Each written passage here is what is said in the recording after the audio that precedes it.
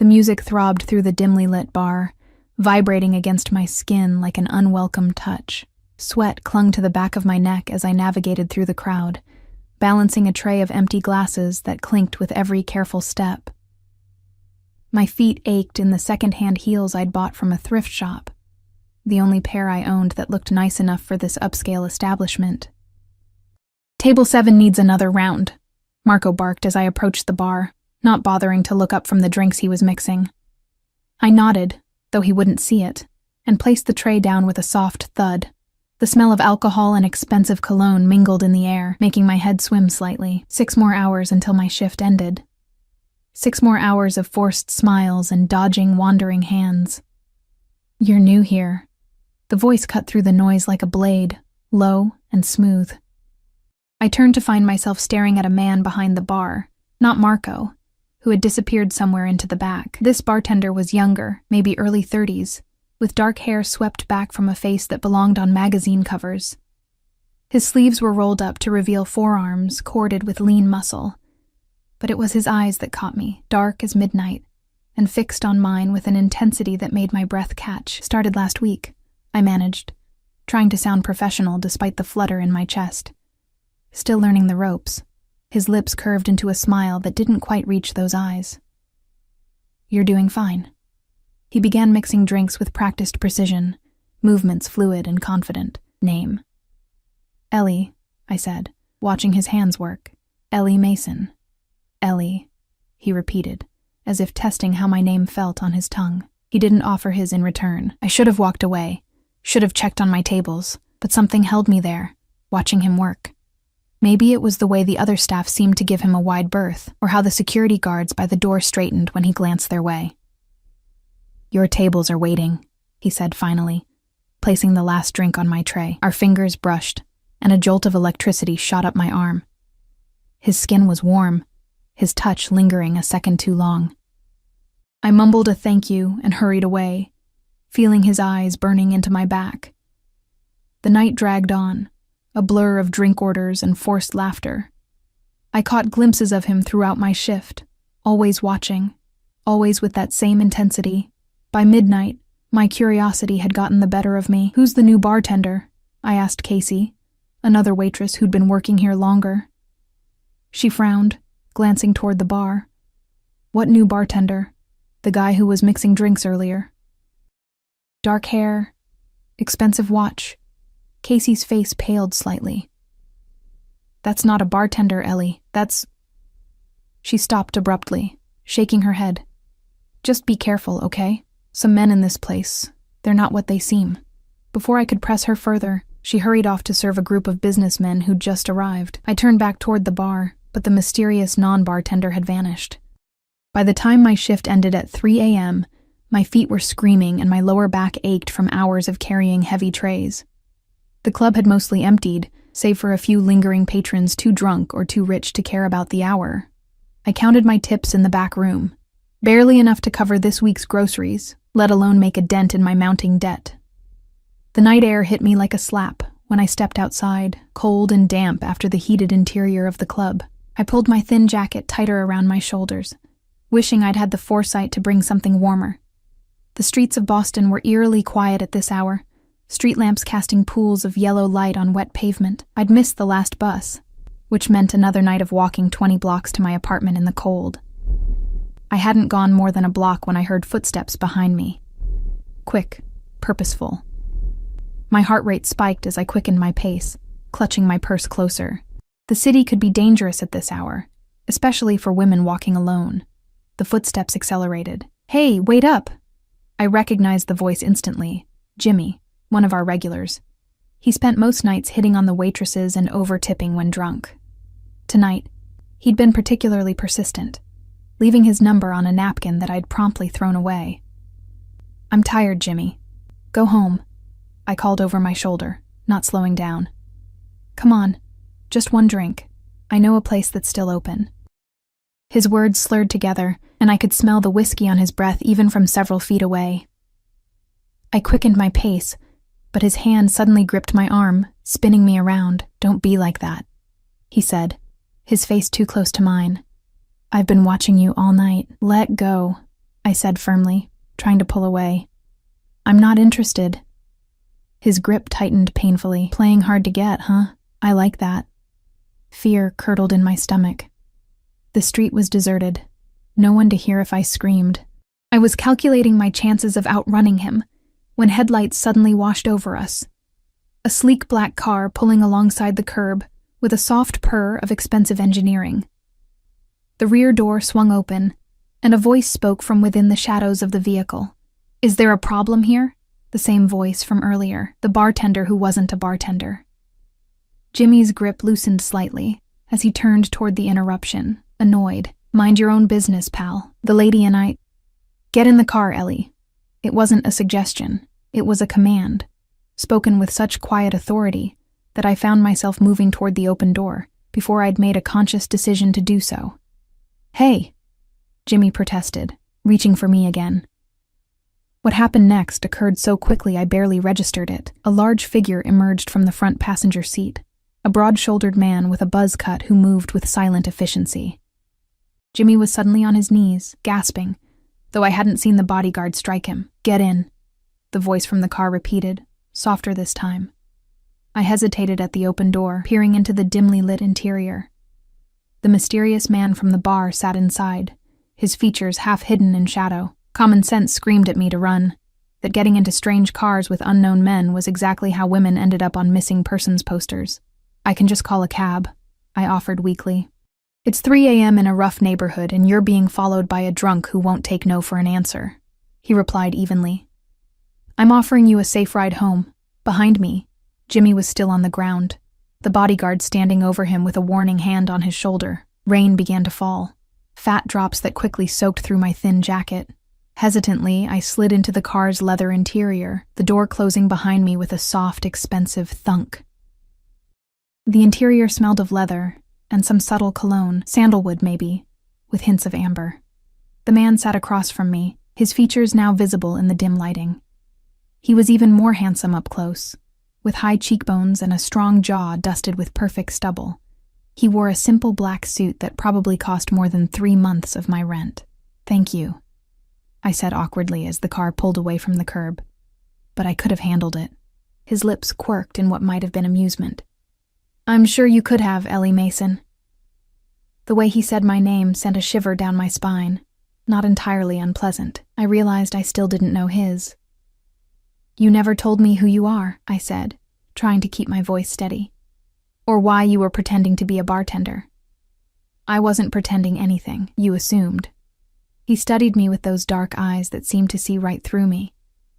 And names have power, especially mine.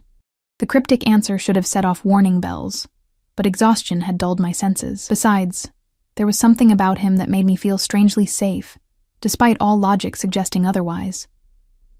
Where do you live? He asked. I hesitated before giving my address in the rundown part of South Boston. If he was surprised by the neighborhood, he didn't show it. He simply nodded and pressed a button to speak to the driver. So, I ventured after a moment of silence, do you often give rides to random waitresses, Mr. Adriano? He offered finally. And no, I don't. Then why me? His gaze was penetrating, as if he were trying to solve a puzzle. You remind me of someone. Before I could ask who, the car slowed to a stop outside my apartment building, a dilapidated structure with peeling paint and security bars on the windows. Embarrassment washed over me as I imagined how it must look through his eyes. Thank you for the ride, I said quickly, reaching for the door handle. Wait. He pulled out a business card, plain white with just a phone number embossed in black. If you ever need anything, I took it hesitantly. Why would I need anything from you? Because life is unpredictable, Ellie Mason. And everyone eventually needs something. Our fingers brushed as I took the card, that same electric current shooting up my arm. I slipped it into my pocket, murmured another thank you, and escaped into the drizzling rain. It wasn't until I was safely inside my apartment, deadbolt locked behind me, that I realized I hadn't told him I was being followed tonight. Yet he'd shown up at exactly the right moment, as if he'd been watching me, as if he'd known. The next morning, I woke to pounding on my door. Bleary-eyed and still half asleep, I stumbled out of bed, wrapping myself in a threadbare robe. The insistent knocking continued as I peered through the peephole to see my landlord's reddened face. "Mason, open up." I reluctantly unlocked the door, opening it just enough to see him. "Mr. Finch, it's not even 9. "Where's my money?" he demanded, pushing the door wider. "You're 2 months behind, and I've been more than patient." My stomach sank. "I get paid next week. I can give you half then, and not good enough." His eyes narrowed. "I've got people lined up who can pay on time. Either you have the full amount by tomorrow, or you're out. But that's not legal. You have to give proper notice." He laughed, a harsh sound. "Sue me." "Oh, wait. You can't afford to. Tomorrow, Mason. All of it." The door slammed behind him, leaving me standing in the middle of my tiny apartment, panic rising in my throat. $6,000 by tomorrow. Impossible. I'd been struggling since losing my job at the accounting firm 3 months ago, after I'd reported my boss for cooking the books. They'd fired me instead of him, and I'd been blacklisted from every legitimate financial job in the city since. The bartending gig barely covered food and utilities. My savings were depleted, and my credit cards maxed out. I sank onto my second-hand couch, head in my hands, trying to think of a solution that didn't involve calling my ex-boyfriend Danny. He'd help, for a price I wasn't willing to pay. My fingers brushed against something in my robe pocket, the business card from last night. I pulled it out, staring at the elegant number. "Everyone eventually needs something," Adriano had said. But calling would mean owing him, and men like him, men who rode in cars with bodyguards and commanded rooms without speaking, didn't offer help without expecting something in return. Still, I had no other options. With trembling fingers, I picked up my phone and dialed. The phone rang 3 times before someone answered. "Yes?" A deep voice, not Adriano's. I hesitated, suddenly feeling foolish. I'm calling for Adriano. He gave me this number last night." A brief silence. "Your name?" "Ellie Mason." Another pause, the sound of muffled voices. Then Adriano was on the line, his voice sending an involuntary shiver down my spine. "Ellie." That was quick. I swallowed hard, pride warring with desperation. I wouldn't call if I had other options, I know. Something in his tone suggested he knew exactly why I was calling. "Tell me what you need." When I explained about the eviction, he was silent for so long I thought the call had dropped. $6,000, he finally said, voice neutral. "I can pay it back," I hurried to add. "I just need time to find a better job. I have a degree in finance, but..." "I know who you are, Ellie Mason, 27 years old. Bachelor's in financial analysis from Northeastern. Fired from Donovan and Associates after reporting irregularities in their client accounts. Blacklisted by half the firms in Boston." My blood ran cold. "How do you..." "I make it my business to know things," he interrupted smoothly. "Especially about people who interest me." "And why would I interest you?" I asked, trying to keep my voice steady despite the alarm bells ringing in my head. "As I said last night, you remind me of someone." He paused. "The money will be delivered this afternoon. You'll have a job interview on Monday at 10 a.m. Wear something professional." "Wait," I said quickly. "What's the catch? What do you want in return?" His soft chuckle sent goosebumps across my skin. "Let's just say you'll owe me a favor. Nothing illegal. Nothing that compromises your values. Just a favor. To be determined later." "That's very vague. It's the best offer you'll get today, Ellie." He was right, and we both knew it. "Fine. But I'm paying back every cent. I wouldn't expect anything less." His tone softened slightly. "Stay home today. Don't open the door for anyone except my courier. He'll identify himself as Antonio." Before I could ask why, he'd ended the call. True to his word, at precisely 2 p.m., there was a knock at my door. Through the peephole, I saw a stern-faced man in a dark suit holding a manila envelope. "Antonio," he said simply when I cracked the door open. "Mr. Russo sends this with his compliments." Russo. So that was Adriano's last name. I accepted the envelope with a murmured thank you, quickly closing and locking the door before peering inside. Stacks of $100 bills, neatly bundled, $6,000 exactly. Beneath the money was a business card for Blackstone Financial Group, with an address in the financial district and Monday's date and time written on the back. Dread and relief battled within me.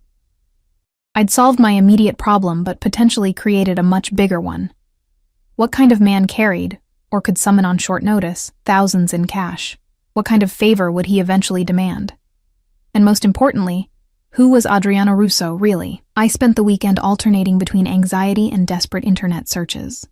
There was surprisingly little about any Adriano Russo in Boston. A few mentions at charity events, a blurry photo from a hospital fundraiser 5 years ago, but nothing substantial. It was as if he deliberately maintained a low profile, despite what was clearly significant wealth and influence. Monday morning arrived with gray skies and a persistent drizzle that matched my mood. I'd laid out my only suit, a charcoal gray pantsuit I'd bought for job interviews after graduation, now slightly too loose after months of skimping on meals to save money. My makeup was carefully applied to look professional, but not too dramatic, and I'd twisted my dark blonde hair into a neat chignon. Blackstone Financial Group occupied the top 3 floors of a gleaming skyscraper downtown. The lobby alone screamed money. Marble floors, modern art installations, security guards who looked more like Secret Service agents than rent-a-cops. Ellie Mason for a 10 a.m. interview, I told the receptionist, trying to project confidence I didn't feel. She smiled warmly. Yes, Ms. Mason, you're expected on the 42nd floor. Gerald will escort you. A security guard materialized at my elbow, leading me to a private elevator that required a keycard to operate. As we ascended, my stomach churned with nerves. Was this legitimate? Or some elaborate game Adriano was playing? What kind of financial group operated with cash deliveries and private security? The elevator opened directly into a reception area decorated in tasteful grays and blues. A different receptionist, this one a polished man in his 40s, greeted me. Ms. Mason, Mr. Bennett is ready for you. I was led through a series of corridors to a corner office with floor-to-ceiling windows, offering a spectacular view of Boston Harbor. Behind an imposing desk sat a silver-haired man who rose as I entered.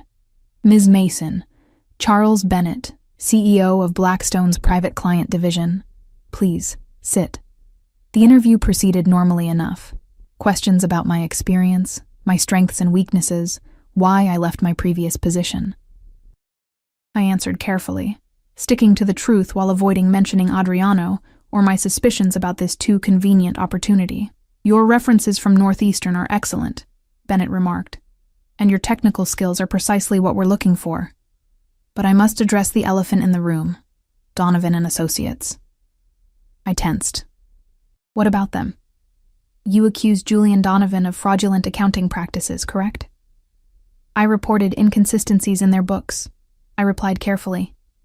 The next day, I was terminated for performance issues that had never been mentioned before. Bennett nodded slowly. And since then, you've been unable to secure employment in your field. It wasn't a question, but I answered anyway. Yes. Loyalty is important at Blackstone, Ms. Mason. So is integrity. Sometimes those values conflict. He studied me intently. If you witnessed similar irregularities here, what would you do? The question felt like a test. I'd follow proper reporting channels, documenting everything thoroughly. If the issue wasn't addressed appropriately, I'd be forced to consider external options.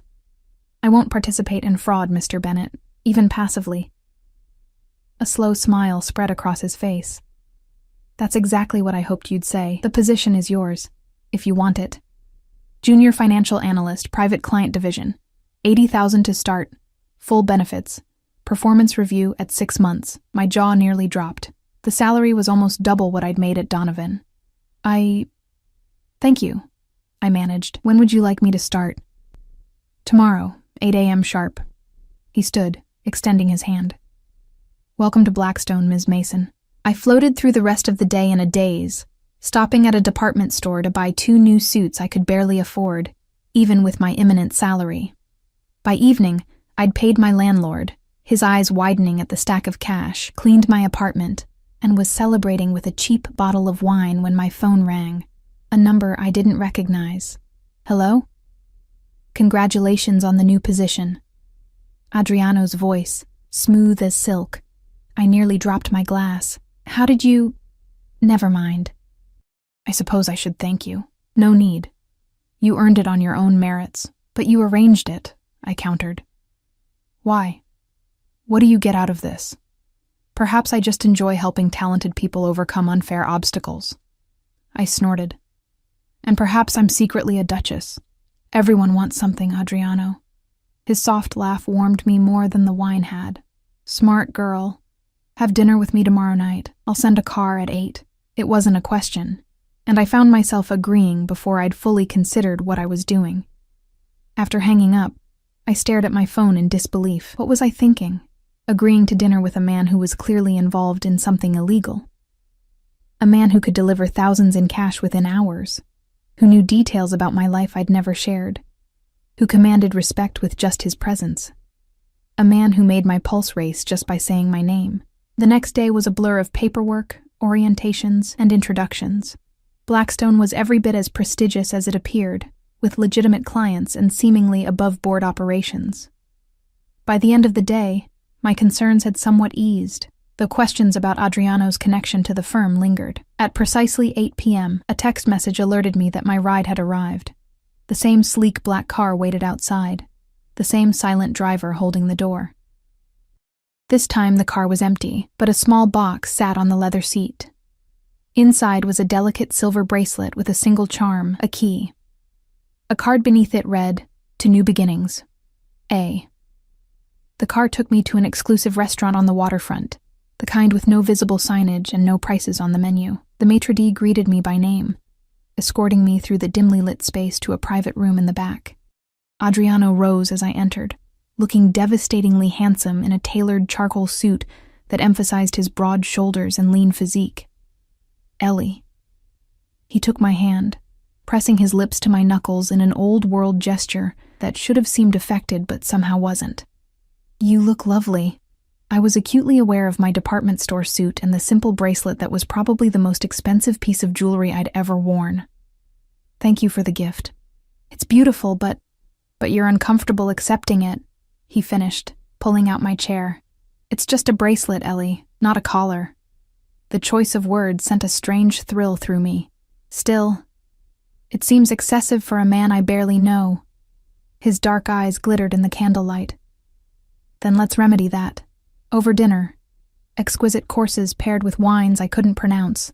Adriano told me about growing up in North Boston, the son of Italian immigrants. He spoke of his father's small import business, his mother's legendary Sunday dinners, his own scholarship to Harvard Business School. Nothing that explained his obvious wealth and power. Nothing about his current business ventures. When I tried to steer the conversation in that direction, he expertly deflected. Enough about me, he said, topping off my wine glass. Tell me more about the job. Is it what you hoped for? I described my first day, the people I'd met, the projects I'd been assigned. It's legitimate, I concluded, watching him carefully. A real position with real responsibilities. Did you expect otherwise? I don't know what to expect from you, Adriano. You appear in my life like some fairy godfather. Solve my problems with a wave of your hand, and ask for nothing concrete in return. People don't do that without ulterior motives. He leaned forward, his gaze intense. What if my motive is simply you, Ellie? Then you're either lying or crazy, I replied bluntly. Men like you don't pursue women like me without reason. Men like me? One eyebrow arched. And what kind of man am I exactly? I hesitated, then decided honesty was my best approach. Powerful, dangerous, connected, the kind who solves problems with cash deliveries and has drivers who double as bodyguards. The kind who can make a prestigious financial firm hire someone who's been blacklisted throughout the industry. A smile played at his lips. And yet you're here, having dinner with this dangerous man. Curiosity, I said, and gratitude. You did help me, whatever your reasons.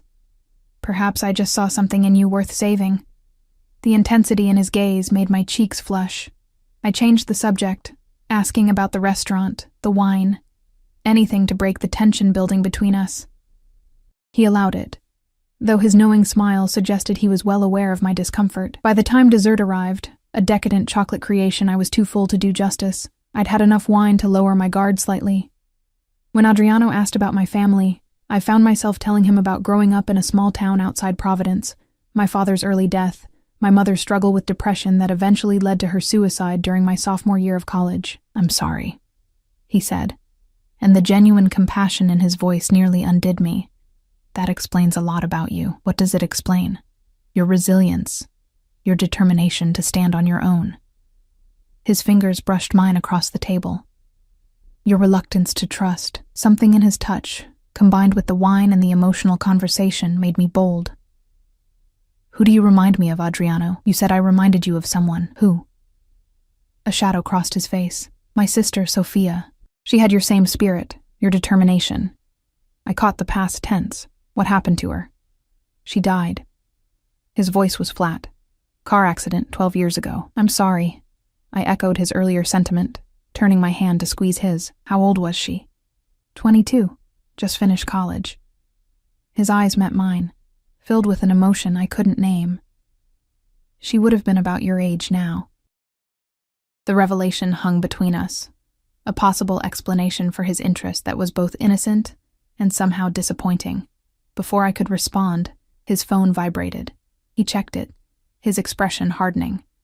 "I apologize, but something requires my attention." He stood, buttoning his jacket. "The car will take you home. Is everything okay? Nothing for you to worry about." He came around the table, bending to kiss my cheek. His lips lingered near my ear as he whispered, "Sweet dreams, Ellie Mason." Then he was gone, leaving me with a strange emptiness I couldn't explain. The driver appeared moments later to escort me to the car. As we pulled away from the restaurant, I caught a glimpse of Adriano in the parking lot, surrounded by 3 men in dark suits, his face a mask of cold fury that transformed him into someone I didn't recognize. For the first time, I felt a flicker of real fear about what I'd gotten myself into, and with whom. The next few weeks settled into a strange new rhythm. By day, I was Ellie Mason, junior financial analyst at Blackstone, earning a respectable salary and gradually rebuilding my professional reputation. By night, I found myself increasingly drawn into Adriano's orbit. He called or texted almost daily, though sometimes days would pass with no contact. He sent flowers to my apartment, books he thought I'd enjoy, a cashmere sweater when the weather turned cold. We had dinner twice more at exclusive restaurants, each time in private rooms with discreet service. He never tried to kiss me beyond a chaste peck on the cheek, never pushed for more than conversation and company, yet the tension between us grew with each meeting, and I still had no idea what he really did for a living.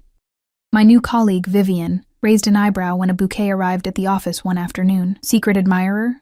she asked, peering at the elegant white roses.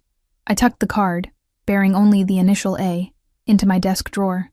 "Just a friend." "Must be some friend," she remarked. "Those are $50 each, minimum." Later, as we shared lunch in the break room, she leaned closer. "So, what's his name?" "Whose name?" She rolled her eyes. "The friend sending you small fortunes in flowers. The one you're suddenly unavailable for after work drinks because of. The reason you're smiling at your phone every 5 minutes." Heat crept up my neck. "Adriano," I admitted.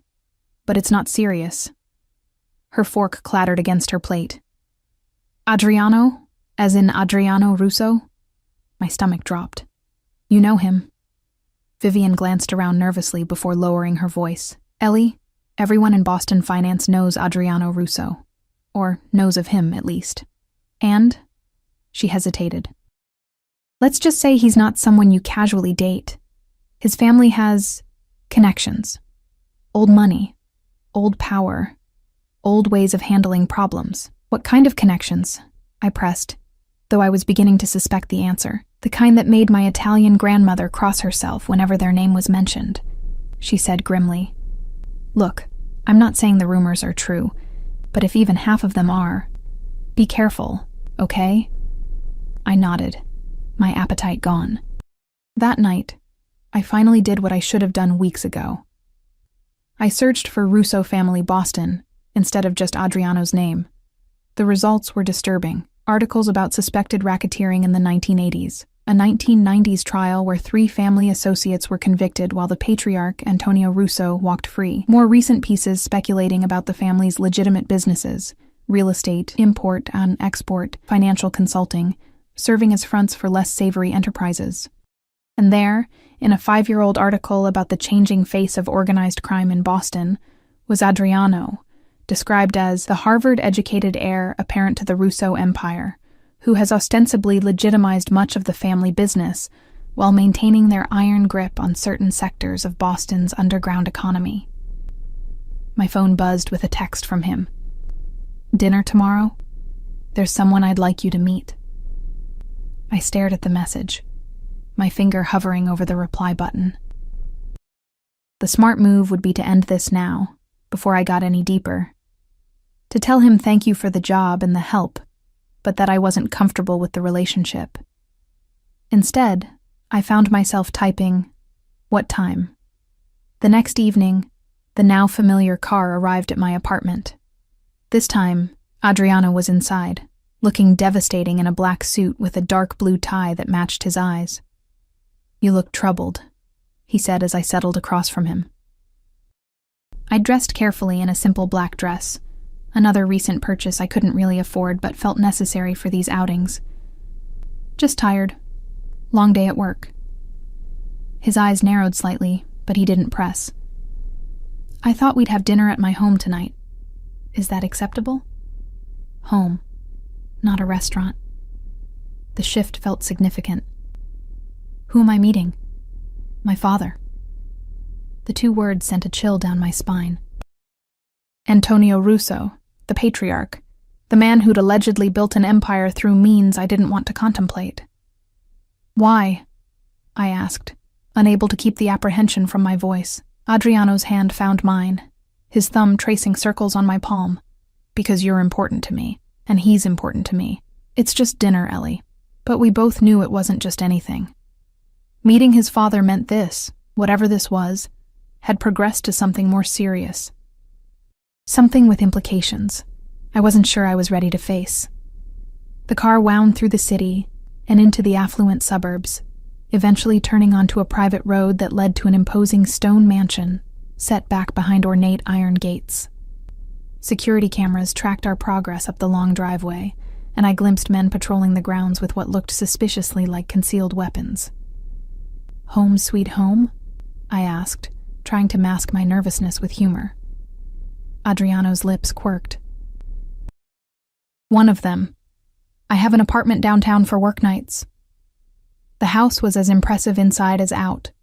Soaring ceilings, marble floors, priceless artwork. A butler took my coat, and a maid appeared with a tray of champagne flutes. Adriano guided me through the grand foyer with a hand at the small of my back, the warmth of his touch both reassuring and unsettling. We entered a formal living room where an elderly man sat in a leather wingback chair. Despite his age, he had to be in his late 70s, Antonio Russo exuded strength and authority. His silver hair was impeccably styled, his suit custom-tailored to his still-fit frame. He rose as we entered, dark eyes, so like his son's, assessing me with calculated interest. "So, this is the girl," he said, his accent more pronounced than Adriano's. "Come closer. Let me look at you." I stepped forward, fighting the urge to curtsy or bow. His scrutiny was palpable as he circled me slowly. "Beautiful," he pronounced finally.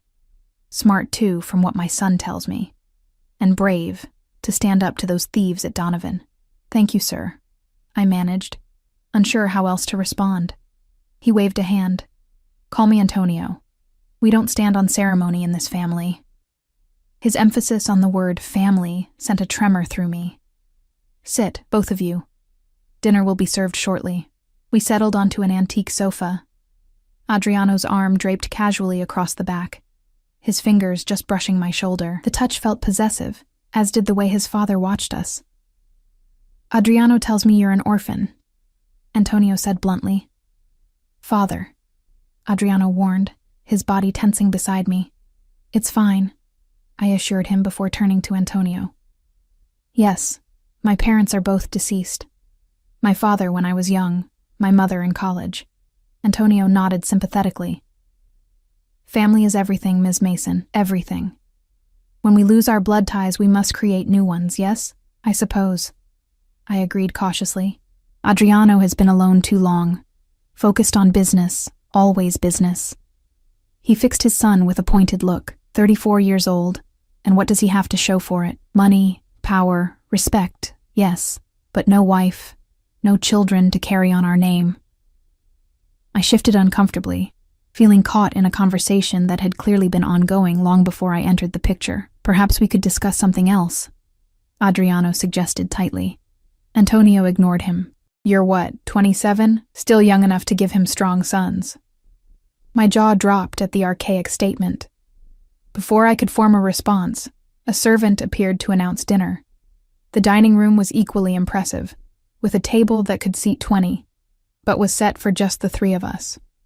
Course after course of traditional Italian cuisine arrived, accompanied by wines that probably cost more than my monthly rent. Throughout the meal, Antonio questioned me about my background, my career ambitions, my views on family and loyalty. It felt more like an interrogation than conversation. And what do you know about our family business, Ms. Mason? He asked as dessert was served. I hesitated, looking at Adriano, who watched me carefully. Not much, I admitted. I know you're involved in real estate, imports, and finance. Among other things, Antonio agreed with a thin smile. We have diverse interests. But at our core, we are simply a family protecting what is ours. Sometimes that requires unconventional methods. Adriano set down his wineglass with deliberate care. Father, she should know what she's getting involved with, Antonio interrupted sharply. No good comes from secrets between family. We're not family, I pointed out, though my voice lacked conviction. Antonio's eyes glittered. Not yet. After dinner, Antonio excused himself, claiming fatigue, though I suspected he wanted to give us privacy. Adriano led me through the house to a solarium overlooking the extensive grounds, now lit by subtle landscape lighting. I apologize for my father, he said, pouring us each a glass of aged bourbon from a crystal decanter. He's from a different generation, with different expectations. About women? Or about your choice of companion? I accepted the drink, needing its warmth. Both. He settled beside me on a plush love seat. Though he's right about one thing, I have been alone too long. I took a long sip, savoring the burn. Adriano, I need to ask you something, and I need you to be honest. His expression grew guarded. Ask. The Russo family, your father, you... I struggled to find the right words. Are you connected to organized crime? He didn't answer immediately, swirling the amber liquid in his glass. That's a complicated question. It shouldn't be, I countered. Either you are or you aren't. My grandfather came to this country with nothing, he began slowly. He built something, a network, a business, a family, by whatever means necessary in a time and place that offered few legitimate opportunities to Italian immigrants. My father expanded that empire, walking the line between the old ways and the new, and He paused, meeting my eyes. I've worked to legitimize what can be legitimized, to modernize what can be modernized. That's not an answer. It's the most honest one I can give. He set his glass down, turning to face me fully. My family has power in this city, Ellie. That power comes with responsibilities, expectations, and yes, complications. But I've never killed anyone. I don't deal drugs or run prostitution rings. I don't extort innocent businesses. But you have people who do those things for you, I guessed. His jaw tightened. I protect what's mine. Sometimes that requires force, or the threat of it. And what am I to you? Another acquisition to protect? A broodmare for your dynasty, as your father implied? Anger flashed in his eyes. Is that what you think? I don't know what to think, I admitted, my voice cracking slightly. You appear in my life like some dark guardian angel, solve all my problems, shower me with gifts and attention. Now I'm meeting your father and hearing hints about becoming family. It's moving too fast, and I don't even know who you really are. He moved closer, his hand cupping my cheek with surprising gentleness. I am exactly who you think I am, Ellie. A man with too much power and too little happiness. A man who saw something in you. Your spirit, your integrity, your refusal to be broken by the world, and wanted it for himself. Is that so hard to believe? Yes, I whispered, though I leaned into his touch despite myself. Men like you don't fall for women like me without reason. You keep saying that. His thumb traced my lower lip, sending shivers down my spine. What kind of woman do you think you are? Ordinary. Damaged. Poor. I see a woman of extraordinary courage and principle, a woman who deserves far better than life has given her. His face was inches from mine now, his voice a low rumble that I felt more than heard. A woman I haven't been able to stop thinking about since the moment I saw her. I should have pulled away, should have remembered all the warning signs, all the red flags. Instead, I closed the distance between us, pressing my lips to his in a kiss that started gentle but quickly blazed into something more consuming. His hands tangled in my hair as he deepened the kiss, drawing a soft moan from my throat. Mine found their way inside his jacket, feeling the solid warmth of him through his shirt. There was nothing tentative in the way he kissed. It was possessive, demanding, yet somehow still asking permission with every touch. When we finally broke apart, both breathing heavily, his eyes had darkened with desire. "Stay with me tonight," he murmured against my lips. Reality came crashing back. I pressed a hand against his chest, creating space between us. I can't. It's too much. Too fast. Disappointment flashed across his face, but he nodded, leaning back. I understand. Do you? I searched his eyes. Because I'm not sure I do. What is this, Adriano? What do you want from me? Everything, he said simply. But I'll take whatever you're willing to give. The raw honesty in his voice undid me. I surged forward again, capturing his mouth in another kiss, this one more desperate than the last. His arms wrapped around me, pulling me onto his lap as his lips traveled down my neck. Adriano, I gasped, threading my fingers through his hair. I still need time to understand what this means, what I'm getting involved in. He pulled back, studying my face with an intensity that made my heart race. Take all the time you need. But know this, Ellie Mason. I protect what's mine, and from the moment I saw you, I've considered you mine. The possessive statement should have alarmed me. Instead, it sent a thrill of excitement through my body, a dangerous warmth pooling low in my belly.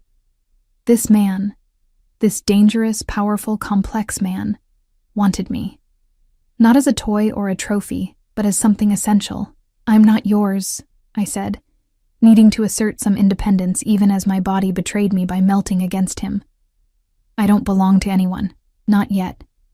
He echoed his father's words, a smile playing at his lips. But you will be. The car ride back to my apartment was charged with unspoken tension. Adriano kept a careful distance, but his eyes rarely left me, dark with promised pleasures that made my skin flush. When we arrived, he walked me to my door, the hallway of my rundown building somehow transformed by his presence. Thank you for coming tonight, he said formally, though his eyes burned with anything but formality. Thank you for inviting me, I replied, equally proper. We stood there, the air between us electric with possibility. Then he stepped back, the perfect gentleman. Good night, Ellie. Good night, Adriano. I closed the door behind me, leaning against it as I listened to his retreating footsteps. Only when I heard the building's front door close did I allow myself to breathe normally again.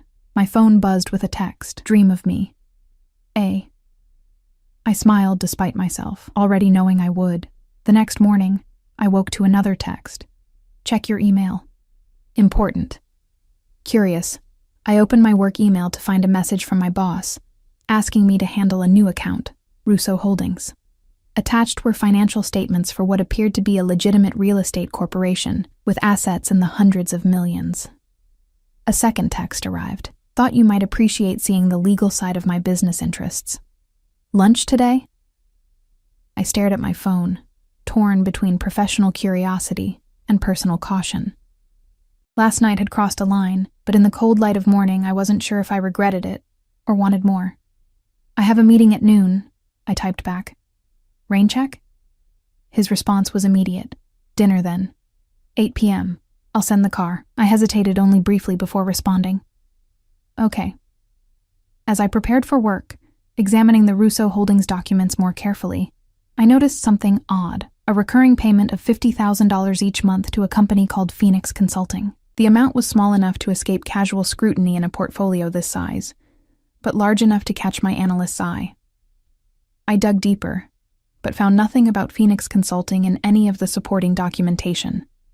No contracts, no invoices, no description of services, just regular payments, authorized by Adriano himself. Professional curiosity won out over personal involvement. I flagged the item for discussion, adding it to my list of questions about the account.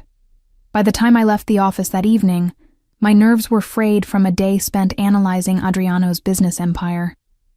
Most of it appeared legitimate: high-end real estate developments, import businesses specializing in Italian wines and luxury goods, investment portfolios diversified across multiple sectors. But there were other elements that raised red flags: cash-intensive businesses like nightclubs and restaurants with suspiciously high profit margins, consulting fees to vaguely named companies, real estate holdings in areas known for criminal activity. I was so lost in thought that I almost missed the black sedan parked across from my building. Not Adriano's usual car, but similar. As I approached my entrance, the car door opened, and a man stepped out. Not Adriano, but someone vaguely familiar. "Ms. Mason," he called, crossing the street toward me. "Got a minute?" Recognition clicked. Jimmy, the drunk from the club who had accosted me the night I met Adriano. Only he didn't look drunk now. He looked frighteningly sober and purposeful. I froze, keys clutched in my hand like a makeshift weapon. "What do you want?" Jimmy smiled, a cold expression that didn't reach his eyes. "Just a friendly conversation, Ms. Mason. I don't think we have anything to discuss." I edged toward my building entrance. "Oh, but we do." He moved to block my path, maintaining a carefully non-threatening distance. "Specifically, your new boyfriend." My pulse quickened. "I don't know what you're talking about. Adriano Russo." He pronounced the name with careful emphasis. "Boston's most eligible bachelor, and most dangerous crime boss." I kept my expression neutral despite the cold dread spreading through me. "I really need to go." "You have no idea what you're getting into," Jimmy continued, his tone almost conversational. "The Russos aren't just wealthy businessmen. They're killers, extortionists, loan sharks, and you are?" I interrupted, finding courage in anger. He reached into his jacket, producing a badge. "Detective James Moretti, Boston Police Department, Organized Crime Division." The revelation hit me like a physical blow. Not a drunk harassing a waitress that night, but an undercover cop. And Adriano had known exactly who he was. "I'm investigating the Russo family," he continued, replacing his badge. "Have been for years, and now you've landed right in the middle of their world." "I'm not in the middle of anything," I insisted. "I barely know Adriano." Moretti's eyebrow arched skeptically. "Meeting the family patriarch for dinner? That's more than barely knowing in their world. That's being vetted for marriage." My cheeks flushed. "You're having me followed?" "We've had the Russos under surveillance for months," he corrected. "You just happened to enter the picture, but now that you're here, maybe you can help us." "Help you how, exactly?" He took a step closer, lowering his voice. "You have access to Adriano, to his home, potentially to his business records. We need someone on the inside." "You're asking me to spy on him?" I asked incredulously. "Are you insane? Even if I wanted to, which I don't, do you have any idea what would happen if he found out? We can protect you." I laughed, a sharp, bitter sound. "Like you protected the other witnesses against the Russos? The ones who mysteriously disappeared or changed their testimony?" Moretti's expression hardened. "You've already looked into their history, so you know what they're capable of. Is that really the world you want to be part of? The kind of man you want to be with?" The question hit too close to my own doubts. "I need to go," I repeated, pushing past him toward my door. "Think about it," he called after me. "For your own sake. You've been given a second chance at a legitimate career. Don't throw it away for a man who will either get you killed or turn you into an accessory to his crimes." I slammed the door behind me, hands shaking as I engaged the deadbolt. My apartment suddenly felt small and exposed. If the police were watching me, who else might be? Was Adriano having me followed too? The The thought sent a chill down my spine. I paced my small living room, mind racing. I should cancel dinner. Should cut ties completely. Maybe even leave Boston. Start over somewhere new. But where would I go? How would I survive? And most troubling, why did the thought of never seeing Adriano again hurt more than it should? My phone buzzed with a text. Car will arrive in 30 minutes. Looking forward to seeing you. A. I stared at the screen, paralyzed with indecision. Then, almost mechanically, I moved to the bathroom to shower and prepare, as if my body had made the decision my mind couldn't. 29 minutes later, I was waiting outside my building, dressed in a simple blue dress that brought out my eyes. I'd left my hair loose the way Adriano seemed to prefer it, applied minimal makeup, and wore only the bracelet he'd given me as jewelry. The car arrived exactly on time, Adriano himself stepping out to greet me instead of sending a driver. He looked devastatingly handsome in dark jeans and a crisp white shirt, more casual than I'd ever seen him. "You're stunning," he said, eyes appreciative as they swept over me. "You're not using a driver tonight?" I asked, noticing the absence of his usual security. I thought we could use some privacy. He opened the passenger door of a sleek sports car, a Ferrari, I guessed, though I knew little about luxury vehicles. Just the two of us tonight. No staff, no security, no family. The intimacy of the arrangement both thrilled and alarmed me. As I slid into the buttery leather seat, I couldn't help wondering if Detective Moretti was watching from somewhere nearby, noting the license plate, tracking our movements. Adriano drove with the same controlled confidence he brought to everything, handling the powerful car with effortless precision as we wound through the city streets and onto a coastal highway. The sun was setting over the ocean, painting the sky in dramatic oranges and purples. "Where are we going?" I finally asked, breaking the comfortable silence. "My place by the sea," he replied, reaching over to take my hand. "I thought we could use a change of scenery, more privacy to talk." Talk. The word hung between us, pregnant with implication. There was so much we needed to discuss, so many questions I needed answered. But now that the moment was here, I found myself hesitating, unsure where to begin. We drove for another 20 minutes before turning onto a private road that curved along a rocky section of coastline. At the end stood a modern glass and stone house perched dramatically on a cliff overlooking the Atlantic. Unlike the family mansion, there were no visible security measures, no patrolling guards, just breathtaking architecture blending seamlessly with the natural landscape. "This is yours?"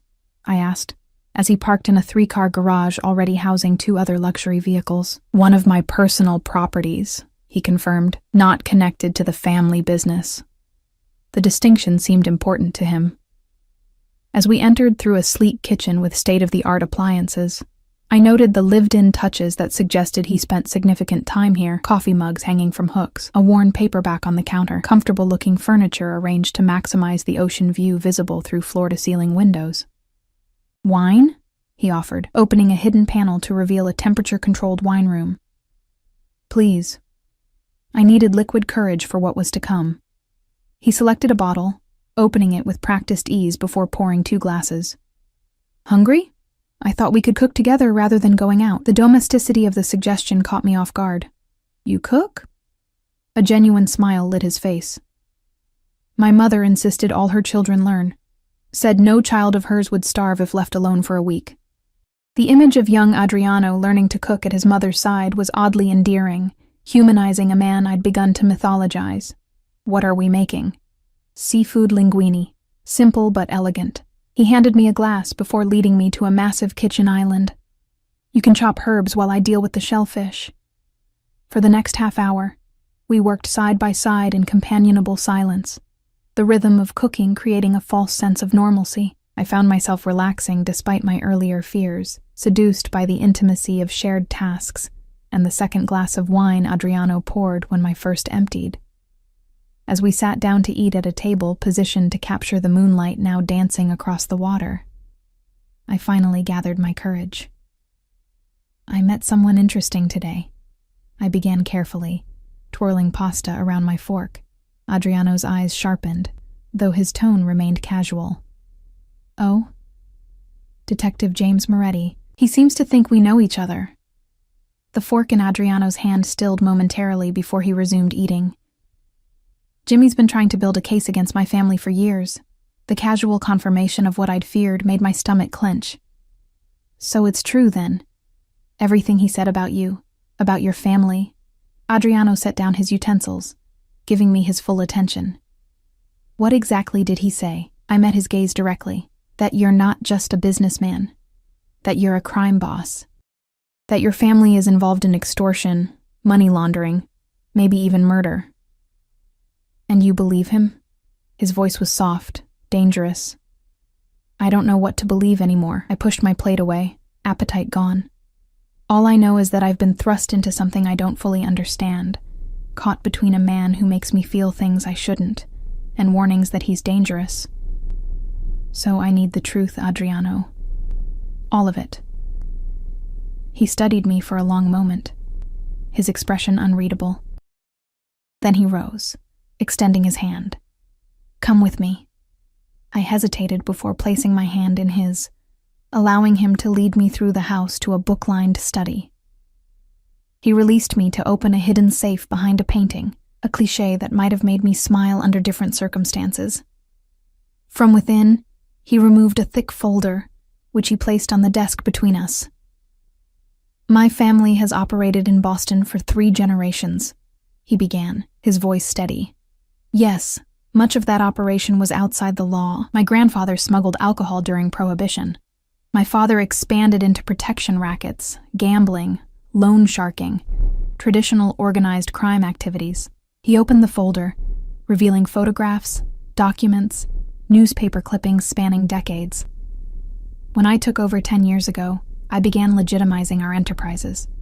Real estate, import, export, financial services, all genuine businesses now, though some were built with money that wasn't originally clean. And the not-so-legitimate aspects? I pressed. His jaw tightened. We still protect what's ours. We still have arrangements with certain businesses in certain neighborhoods. We still solve problems that can't be solved through conventional channels. Have you killed people? The blunt question hung in the air between us. Adriano didn't flinch. I've given orders that resulted in deaths. Yes, always of people who threatened my family, my business, or those under my protection. His eyes held mine, unflinching. I don't apologize for it. I should have been repulsed, should have walked out immediately. Instead, I found myself asking, and Detective Moretti, is he a threat? He's ambitious, but ultimately harmless. He's been trying to build a RICO case against us for years, but lacks sufficient evidence. A cold smile curved his lips. We make sure of that. By intimidating witnesses? Bribing officials? By being careful, he corrected. And yes, sometimes by ensuring potential problems disappear. The casual admission sent a chill through me. Why are you telling me all this? Aren't you afraid I'll go straight to Moretti with this conversation? No. His certainty was absolute. Because you understand loyalty, Ellie. You understand that sometimes the law and justice aren't the same thing, and because you feel what's between us as strongly as I do. He moved around the desk, closing the distance between us. Moretti approached you because he thinks you're my weakness. Perhaps you are. But you're also my strength, because you see me, all of me. And you're still here. His hand cupped my cheek, thumb brushing across my lower lip. Tell me I'm wrong. I should have pulled away, should have denied the magnetic pull between us, should have remembered who and what he was. Instead, I surged forward, capturing his mouth in a desperate kiss that held all my confusion, all my fear, and all my undeniable desire. He responded instantly, arms wrapping around me as he backed me against the bookshelf, his body pressing into mine with delicious pressure. Tell me to stop, he murmured against my neck, hands sliding down to grip my hips. If this isn't what you want, if I'm not what you want, tell me now. I can't, I gasped as his teeth grazed my pulse point. God help me, I can't. With a growl, he lifted me, my legs wrapping instinctively around his waist as he carried me from the study. We barely made it to the bedroom, shedding clothes between desperate kisses and whispered confessions. When he finally laid me on his bed, both of us naked and breathless, he paused, hovering above me. "Be sure, Ellie," he warned, voice rough with restraint. "Because once you're mine, I'll never let you go." The possessiveness in his words should have frightened me. Instead, it ignited something primal within me. A desire to be claimed, to belong, to surrender to the overwhelming force that was Adriano Russo. "I'm sure," I whispered, pulling him down to me. Hours later, I lay curled against his chest, his fingers tracing lazy patterns on my bare shoulder, my body pleasantly sore from our lovemaking. Outside, moonlight silvered the waves crashing against the cliffs below, beautiful, powerful, dangerous, like the man beside me. "What happens now?" I asked softly, not wanting to break the peaceful moment, but needing to know. "Now you're mine," he replied simply, pressing a kiss to my temple. "And I protect what's mine. And Moretti? Don't worry about him." His voice hardened slightly. "He won't approach you again." The implication sent a ripple of unease through me. "Don't hurt him, Adriano. He's just doing his job. As long as he stays away from you, he has nothing to fear." His arm tightened around me possessively. "But he should know better than to touch what belongs to me." I propped myself up on an elbow, looking down at his beautiful face. "I don't belong to you." A slow smile spread across his lips. "Your body says otherwise." His hand slid down my bare back to cup my bottom. "As does the fact that you're still here, even knowing what you know." He was right, and we both knew it. Despite everything, the warnings, the revelations, the danger, I had made my choice. I had crossed a line that couldn't be uncrossed. "I need to keep my job," I said, changing topics slightly. "I need my own life, my own identity outside of this." I gestured between us. "Of course." He nodded seriously. "I admire your independence, your principles. I would never ask you to compromise them. And I need to know you won't use me to launder money or hide illegal activities." I held his gaze firmly. "I won't compromise my professional ethics even for you." Instead of anger, respect flashed in his eyes. "Agreed. Blackstone is legitimate, and your role there will remain above reproach. I give you my word." "Your word as a crime boss?" I couldn't help the sardonic question. "My word as a man in love," he replied softly. The declaration stunned me into silence. Love? We'd known each other barely 2 months, yet as I searched his face, I saw nothing but sincerity in his dark eyes. "That's fast," I managed finally. "When you know, you know." He shrugged, seemingly untroubled by my lack of reciprocation. "My family has always loved deeply and instantly. It's both our greatest strength and our greatest weakness." I laid my head back on his chest, listening to the steady beat of his heart. "I need time, Adriano. This is all a lot to process. Take all the time you need." His fingers resumed their gentle exploration of my skin. "But sleep here tonight, with me." It wasn't a question, but neither was it a command, just a wish, spoken softly into the darkness. I nodded against his chest, already drifting toward sleep, lulled by his warmth and the rhythmic sound of waves breaking against the shore. I woke to sunlight streaming through floor-to-ceiling windows and the smell of coffee. Adriano was gone from the bed, but his robe lay draped across the foot, an implicit invitation.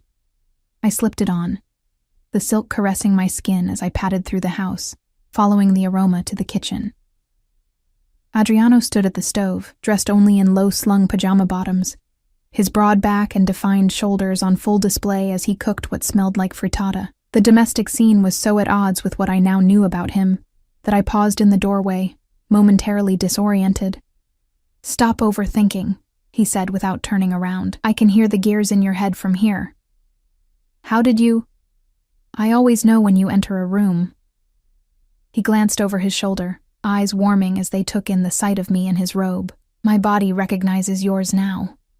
Heat rushed to my cheeks at the intimate statement. I moved to the coffee pot, pouring myself a cup to hide my reaction. "What time is it?" "Just after 8. Do you need to be at work?" I shook my head. "It's Saturday." "Good." He slid the frittata onto a serving plate. "Then we have all day." The prospect was both thrilling and terrifying. "For what?" "For whatever you want." He set the plate on the island between us. "Talk, make love again, go sailing, I have a boat docked nearby, or simply exist together in the same space while you process everything you learned last night. The casual options, offered without pressure, eased something tight in my chest. This man, this dangerous, powerful man who had confessed to ordering deaths, was giving me space, giving me choices.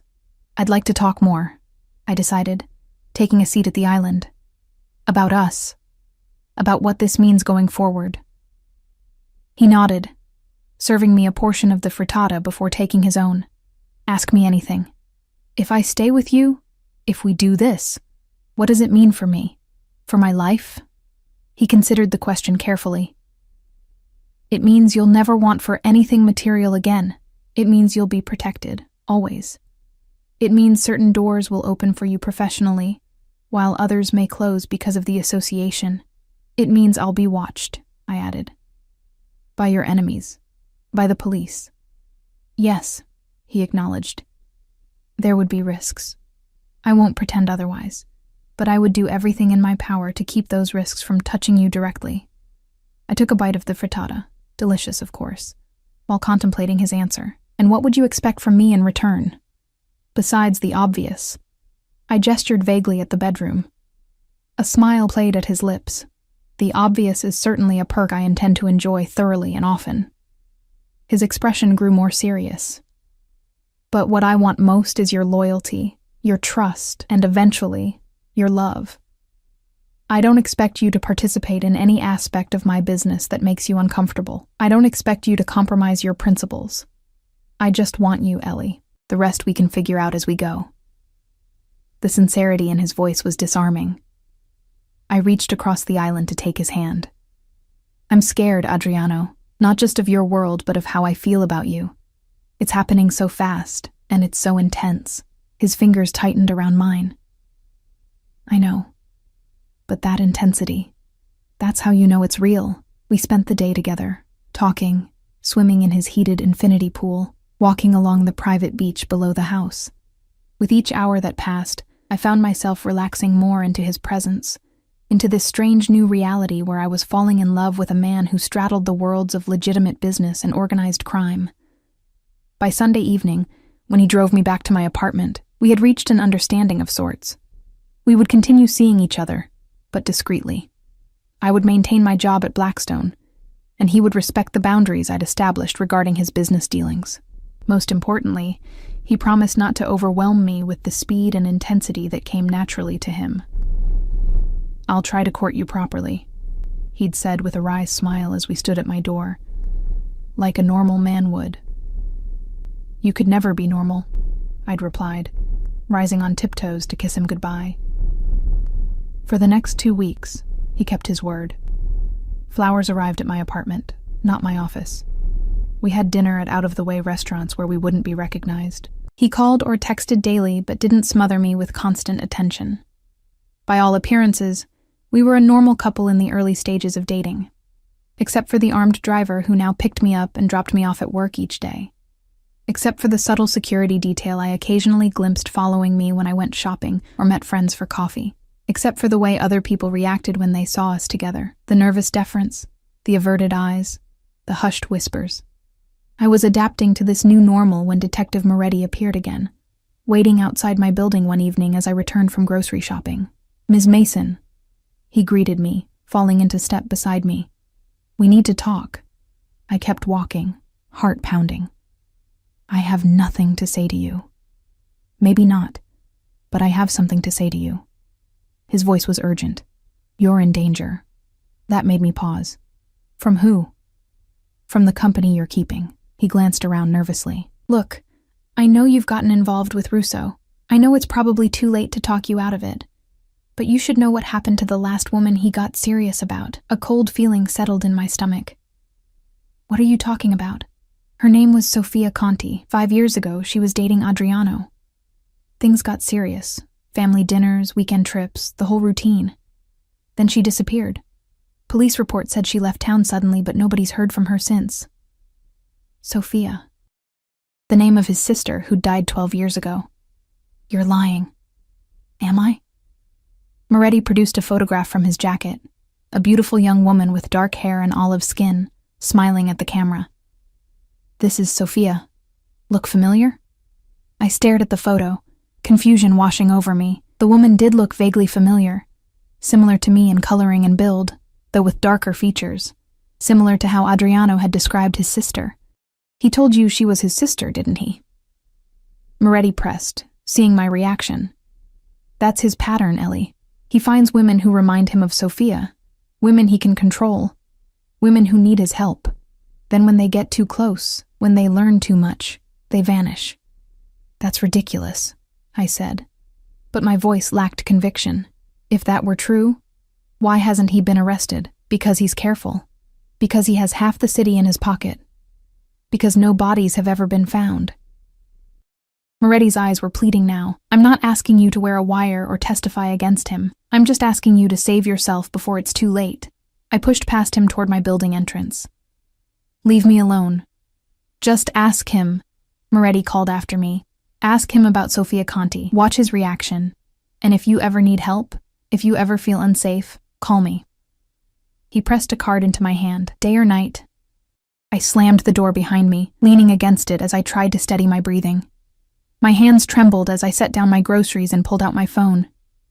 No messages from Adriano. He was in New York for business, not expected back until tomorrow. I stared at our last text exchange. Casual, affectionate, normal. Had it all been a lie? A sick game he played with vulnerable women who resembled a dead lover he'd renamed as his sister? I should call him. Demand answers. But what if Moretti was right? What if confronting Adriano put me in danger? I spent a restless night, alternating between absolute certainty that Moretti was lying to feed his obsession with bringing down the Russos, and gnawing doubt that made me question everything Adriano had told me. By morning, I was exhausted, eyes gritty from lack of sleep, mind foggy with confusion. I called in sick to work, something I'd never done before. Then I made a decision. I would search for the truth myself. Online records were my specialty, after all. If Sofia Conti had existed, if she had disappeared under suspicious circumstances, there would be a trail somewhere. I spent the morning hunched over my laptop, digging through news archives, public records, and social media. What I found was disturbing. Sofia Conti had indeed existed, a graduate student in art history at Boston University who had disappeared 5 years ago. The police report listed her as a voluntary missing person, with a note that she'd left a message for her roommate saying she was leaving town suddenly for personal reasons. The case had been closed after minimal investigation. More troubling were the photos I found on an archived social media account. Sophia with friends at a gallery opening, Sophia on a boat, laughing at the camera. And one photo that made my blood run cold. Sophia at a charity gala, standing beside a younger Adriano, his arm draped possessively around her waist. Not his sister, his girlfriend. A girlfriend who looked disturbingly like me and who had vanished without a trace. I was still staring at the photo when my phone rang. Adriano. I let it go to voicemail, too shaken to speak to him. He texted immediately afterward. Back early from NY, coming to see you tonight. Miss you. A. Panic gripped me. I wasn't ready to face him, wasn't ready to confront what I'd learned. I needed time to think, to plan, to decide what to do. I texted back. Not feeling well. Took sick day. Can we rain check? His response was immediate. What's wrong? I'll bring soup and medicine. Be there in an hour. The thought of him in my apartment, where I couldn't escape, where evidence of my research was scattered across my laptop, terrified me. I typed quickly. No, just need to sleep. Call you tomorrow. 3 dots appeared as he typed, disappeared, then appeared again. Finally, something's wrong. Tell me. I stared at the screen, heart pounding. He knew me too well already. I tried for normalcy. Just a bad cold. Don't want to get you sick before your big meeting tomorrow. A long pause. Then, Ellie, you've never lied to me before. Don't start now. What's happened? My fingers hovered over the keyboard. Should I confront him? Ask about Sofia Conti? Demand explanations for the lies? Before I could decide, a knock sounded at my door. I froze. eyes darting to the security chain I'd thankfully engaged. Through the peephole, I saw Antonio, Adriano's courier. "Ms. Mason," he called through the door. "Mr. Russo sent me to check on you." "I'm fine," I called back, voice higher than normal. "Just sleeping. Please tell him I'll call tomorrow." A pause. "He'd like to speak with you directly, Ms. Mason." "He's concerned." My phone buzzed with another text. "Let Antonio in. Please. The control, the surveillance, the pressure. Suddenly it all felt suffocating. I'll call Adriano later," I insisted. "I need to rest now." More shuffling in the hallway, then Antonio's voice again, lower this time as he spoke into what I assumed was a phone. I couldn't make out the words. My own phone rang again. Adriano. This time I answered. "What's going on?" His voice was tense. "Why won't you let Antonio in?" "Because I don't want visitors right now," I said, striving for firmness despite my racing heart. "I told you I'm sick. You're lying." His tone was flat, certain. "Something's happened. Someone's spoken to you." The accuracy of his guess sent a chill down my spine. "Why would you think that?" "Because you've never shut me out before." A pause. "Was it Moretti? What did he tell you?" The direct question caught me off guard. "How did you—" "My security detail saw him approach you last night. They didn't intervene because you seemed to be handling it." His voice hardened. "What lies did he feed you, Ellie?" "Were they lies?" I countered, finding courage in anger. "He showed me a picture of Sofia Conti. Said she was your girlfriend, not your sister. Said she disappeared after getting too close to you." Silence. Then, very quietly, "Let me in, Ellie. Not Antonio. Me." "I'm downstairs." My heart lurched. "You're here? How?" "I flew back the moment you started acting strange. I've been watching your building, hoping you'd come out so we could talk somewhere neutral. But since you won't—" He sighed. "Please, let me explain in person. If you don't like what I have to say, I'll leave and never bother you again." I hesitated, weighing my options. If I refused, would he force his way in? If I agreed, was I putting myself in danger? But if he'd wanted to hurt me, he'd had plenty of opportunities already. "Fine," I said finally. "Come up." Minutes later, another knock at my door. Through the peephole, I saw Adriano. Hair slightly disheveled, eyes shadowed with what looked like genuine concern. I unbolted the door but left the chain engaged, opening it just enough to see him clearly. "Take your security and go home, Adriano. I'll talk to you alone, or not at all." He hesitated, then nodded, pulling out his phone to issue brief instructions. After a moment, he put the phone away. "They're gone. It's just me now." I closed the door to remove the chain, then reopened it fully, standing aside to let him enter. He stepped inside cautiously, as if entering a minefield. I noticed he wore casual clothes, jeans and a sweater, rather than his usual suit, and carried nothing but his phone. "You look terrible," he said softly, taking in my appearance. Unwashed hair, pale face, eyes red from crying and lack of sleep. "Yes. Well, finding out your boyfriend might be a murderer will do that to a girl." The words came out sharper than intended. He flinched, actual pain flashing across his features. "Can we sit, please?" I gestured toward the couch, taking the armchair across from it, maintaining distance between us. He sat forward, elbows on his knees, hands clasped. "Sofia Conti was my girlfriend 5 years ago," he began without preamble. "We met at a gallery opening. She was beautiful, passionate about art, completely unimpressed by my money or my name. I fell hard and fast." I remained silent, watching his face carefully. "She did resemble my sister somewhat. Same coloring, similar features. Maybe that attracted me initially, I don't know. But she wasn't a replacement for Sofia Russo. She was her own person, and I loved her for herself." "What happened to her?" I asked, voice barely above a whisper. Pain clouded his eyes. "She discovered things about my business, things I hadn't told her. She found documents in my office one night when I was out. When I came home, she confronted me, threatened to go to the police." My breath caught. And I begged her not to. Told her I loved her, that I was working to legitimize everything, that she just needed to give me time. His voice roughened with emotion. She agreed to think about it, said she needed a few days. The next morning, she was gone, left a note saying she couldn't live with what she knew, that she was leaving Boston and starting over somewhere new. Did you kill her? The blunt question hung in the air between us. No. His eyes met mine, unwavering. I loved her. I would never hurt her. Then where is she? I pressed. If she just left town, why has no one heard from her in 5 years?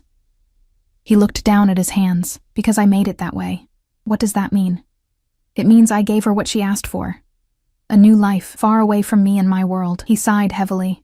She contacted me a week after she left. Said she was terrified, that she couldn't just disappear, that people would look for her. So I arranged things.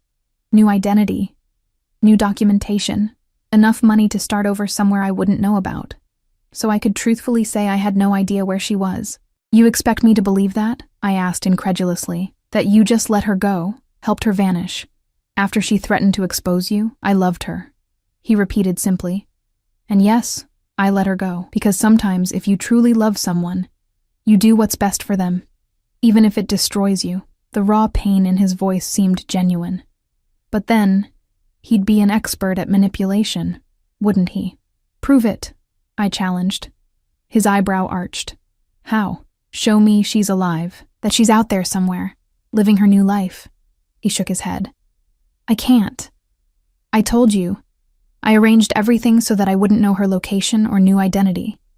It was safer that way for both of us. Convenient, I muttered. It's the truth. He leaned forward, eyes intense. Ellie, I've never lied to you about who I am or what I've done. Yes, I told you Sophia was my sister because I wasn't ready to share the full story of what happened with Sophia Conti. That was wrong, and I'm sorry. But I did not hurt her. I would never hurt a woman I loved. And you love me? The question came out half skeptical, half hopeful, more than I thought possible. He answered without hesitation. Enough to let you walk away right now if that's what you want. Enough to disappear from your life completely, to ensure no one associated with me ever bothers you again. I studied his face, the genuine anguish in his eyes, the tension in his jaw, the way his hands gripped each other so tightly his knuckles had whitened. Everything in his posture, his expression, screamed sincerity. But then, he would be an excellent liar, wouldn't he? His entire life was built on secrets and deception. I need time, I said finally. Time to think. To decide if I can trust you. Relief flickered across his features. It wasn't a rejection. At least not yet. Take all the time you need.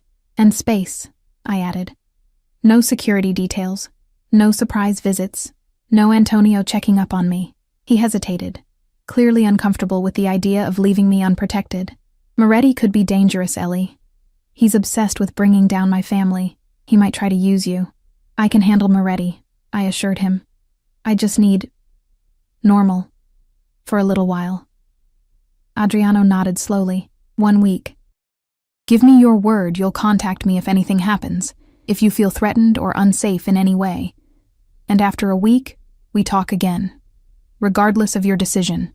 It was a reasonable request. Agreed. He stood, clearly reluctant to leave but respecting my wishes.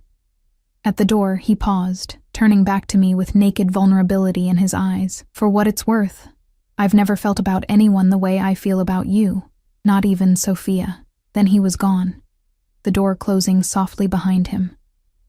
The week that followed was the longest of my life. I threw myself into work, stayed late at the office, kept my head down. No flowers arrived, no texts appeared on my phone. No black sedans followed me home. Adriano was honoring our agreement to the letter.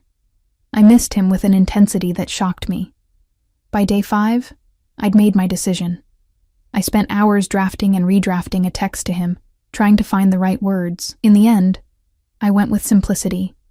I choose to believe you, not because I'm certain, but because I want to be with you enough to take the risk. But there need to be rules going forward. Complete honesty. No more half-truths.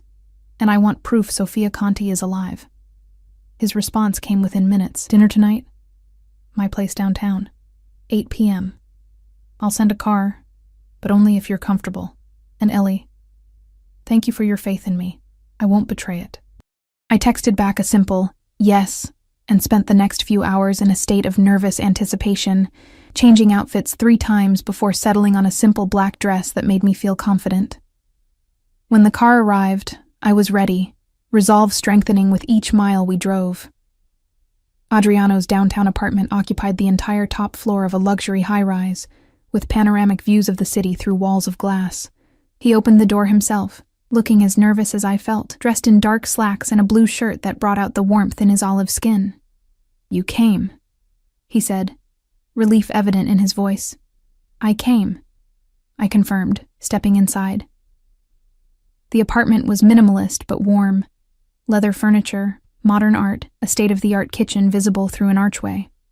On the dining table, dinner was already laid out, a simple meal of pasta and salad, 2 glasses of wine poured and waiting. "Before we eat," he said, leading me not to the table but to a sleek desk in the corner where a laptop sat open. "I have something to show you." He pulled out the chair for me, then leaned over to type a complex password. A folder opened, revealing a single video file. "This was delivered to me yesterday, through channels so secure even I don't know their origin. Watch."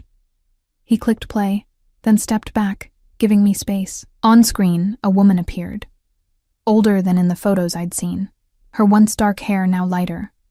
Cut in a different style, but unmistakably Sofia Conti. She held up a newspaper dated 3 days ago, then spoke.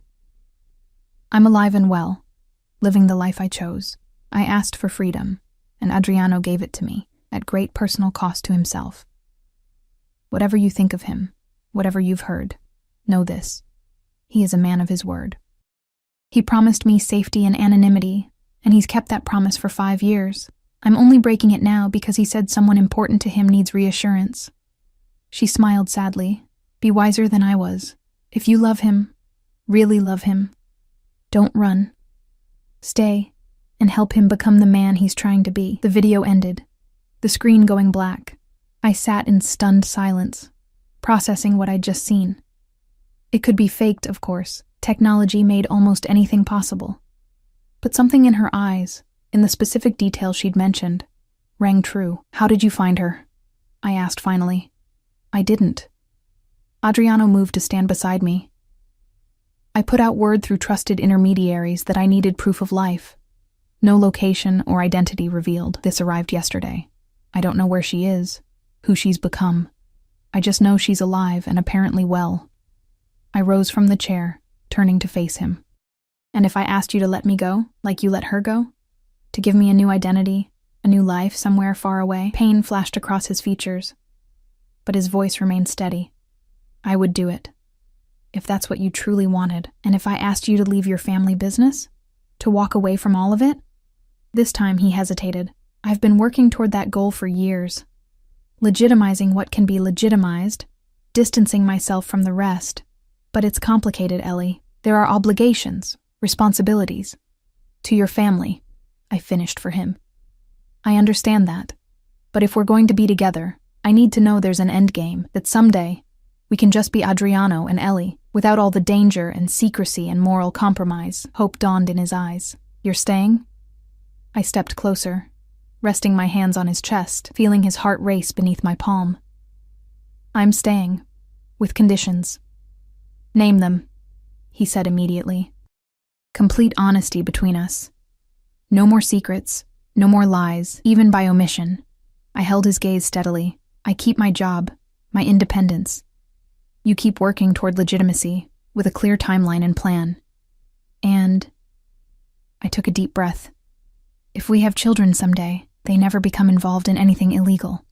Ever." His hands came up to frame my face, thumbs stroking my cheekbones. "Children?" he asked softly, a smile playing at his lips. "You're thinking that far ahead?" "I'm a financial analyst," I reminded him. "Long-term planning is what I do." He laughed, the sound warming me from the inside out. "All your conditions are not only acceptable, but exactly what I want too. Especially the children part." "I'm serious, Adriano," I pressed. "This won't be easy. There will be times I'll question everything, times I'll be afraid. Times I'll wonder if I've made a terrible mistake, and I'll be there through all of it, proving to you every day that you haven't." His expression grew serious. "I love you, Ellie Mason. I've spent my life protecting and expanding what my family built, but none of it means anything without someone to share it with. Someone who sees me, all of me, and chooses to stay anyway." I rose on tiptoes, pressing my lips to his in a kiss that held all my lingering fears, all my cautious hope, and all the love I could no longer deny. "I choose you," I whispered against his mouth. "God help me, I choose you." His arms wrapped around me, lifting me off my feet as he deepened the kiss, pouring all his passion and promise into the connection between us. When we finally broke apart, both breathless, he rested his forehead against mine. "Thank you for giving me a chance to be the man you deserve," he murmured. "Thank you for being honest, even when the truth was ugly," I replied, hands linked behind his neck. We had dinner that night, eventually, talking and planning and dreaming until the city lights below us dimmed and the first hints of dawn appeared on the horizon. We spoke of a future where the Russo name meant legitimate business, philanthropy, respect earned through honest means. We acknowledged the challenges, the danger, the difficult road ahead. But as I drifted to sleep in his arms, I felt something I hadn't experienced since before my parents died, a sense of belonging, of safety, of home. I had kissed a man I thought was just a handsome bartender, only to discover he was a mafia boss with a complicated past and dangerous present, and somehow, against all logic and common sense, it turned out to be the best mistake I ever made. 3 years later, as I stand beside Adriano at the grand opening of the Russo Foundation for Children of Incarcerated Parents, our infant daughter sleeping peacefully against my shoulder, I know I made the right choice. The path hasn't been easy. There were investigations, threats from rival organizations, tense negotiations with law enforcement, but Adriano kept every promise. The illegal operations were systematically dismantled or transferred to others. The legitimate businesses flourished under his leadership and my financial guidance. We built something new together, something we can be proud of, something we can pass on to our daughter without shame. And sometimes, late at night, I think of Sofia Conti, living her new life somewhere far away. I hope she's happy. I hope she's found peace. But mostly, I'm selfishly grateful she ran, that she wasn't strong enough to stay and fight for the man she loved, because her loss became my gain. And I have no intention of ever letting go. "What are you thinking about?" Adriano asks, his arm sliding around my waist as the photographers finish taking pictures of the foundation's official opening. I lean into him, our daughter stirring slightly between us. "About how sometimes the wrong kiss leads to exactly the right life." His smile, still capable of making my heart race after all this time, lights up his face. "I've never made a better mistake than letting you think I was just a bartender. And I've never made a better mistake than believing you," I reply, rising on tiptoes to kiss the man who transformed from a dangerous stranger into the center of my world, my protector, my partner, my home.